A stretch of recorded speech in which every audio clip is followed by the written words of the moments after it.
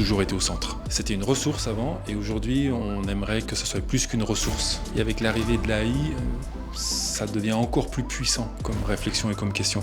On a souvent des peurs, donc c'est souvent une posture défensive qui est appliquée face à l'intelligence artificielle. Alors que l'intelligence artificielle, pour nous, c'est une opportunité et ça va renforcer les compétences. On est sur une culture de la performance augmentée par l'intelligence artificielle pour pouvoir ensuite émanciper les autres collaborateurs pour qu'il y ait de la valeur ajoutée. L'outil est incroyable. Je ne vois pas comme demain je vais être remplacé. Ça, c'est l'être humain. L'être humain, il est amené à évoluer. Il faut l'accepter et il faut évoluer.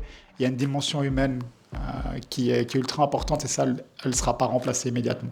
La capacité de décider dépend de votre capacité à décider où vous voulez aller, votre stratégie. Et c'est là où on accompagne l'humain. En tout cas, chez Studiobanana, c'est là où la vraie question se pose, c'est là où j'ai mon challenge à moi, c'est de comprendre où est-ce qu'on veut aller, de décider et pas l'outil. L'outil va changer. Du coup, ça libère plus de temps pour se concentrer sur le soft skills. On ne peut pas être géré par de l'intelligence artificielle et du coup, on a peut-être plus de formation sur esprit critique, prise de décision, leadership. L'intelligence artificielle peut vous donner une direction, un état de fait, mais après, la décision, c'est lié à vos émotions et ça reste de nouveau du ressort de l'humain. En fait, quand on est dans le sport, il faut aimer l'humain.